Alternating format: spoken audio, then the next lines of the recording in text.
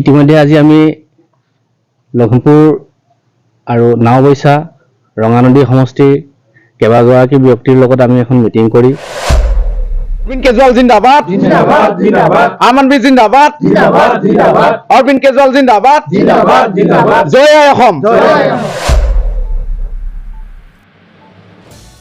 আজি আম আদমি পাৰ্টিৰ যুৱ শক্তিৰ জিলা সমিতিৰ তৰফৰ পৰা আজি তিনিটাকৈ সমষ্টিত আজি যুৱ শক্তিৰ সমিতি গঠন কৰা হয়।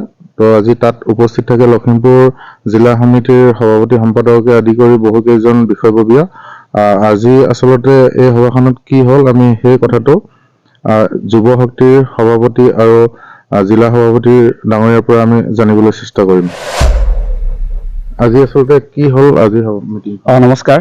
আজি মিটিংখনত আপোনাৰ আমাৰ নাওবৈচা সমষ্টি আপোনাৰ কমিটি গঠন কৰা হ'ল আৰু আপোনাৰ লখিমপুৰ সমষ্টি আৰু আপোনাৰ ৰঙানদী সমষ্টি এই তিনিটা সমষ্টি আমি আজি বহুত দিনৰ পৰা চেষ্টা কৰি আছিলোঁ, কিন্তু আজি আমাৰ সফলতা বুলি ভাবিব পাৰোঁ আৰু সেইকাৰণে আমি মানে সকলো লাগি এক হৈ এই 2026ত যাতে আমাৰ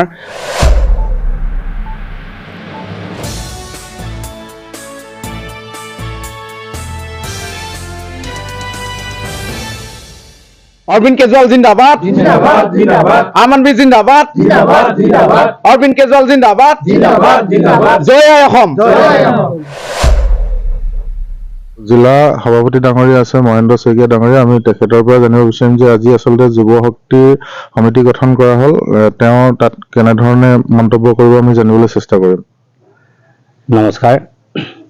বিশেষ কথা হ'ল কি আমি লখিমপুৰ যিটো আমাৰ আম আদমি পাৰ্টিৰ তৰফৰ পৰা যিখিনি আমি প্ৰচেষ্টা চলাই আহিছিলোঁ, ইতিমধ্যে আজি আমি লখিমপুৰ আৰু নাওবৈচা ৰঙানদী সমষ্টিৰ কেইবাগৰাকী ব্যক্তিৰ লগত আমি এখন মিটিং কৰি সমষ্টিৰ কেইবাজন ব্যক্তিকো আমি যুৱ শক্তিৰ দায়িত্ব দিয়া গৈছে। আশা কৰিছোঁ তেখেতলোকে বহুত উৎসাহে আমাৰ পৰা দায়িত্ব অৰ্পণ কৰিছে আৰু লগতে ভৱিষ্যতে আমি এটা আমাৰ আম আদমি পাৰ্টিৰ ভাল ৰাস্তা আমি দেখি পাইছোঁ। গতিকে সকলোৱে অৱগত হৈছে বৰ্তমান পৰিস্থিতি কি হৈ আছে, গতিকে সকলো ৰাইজ ওলাই আহিছে আৰু আহিব বুলি আমি আশা ৰাখিছোঁ। ধন্যবাদ।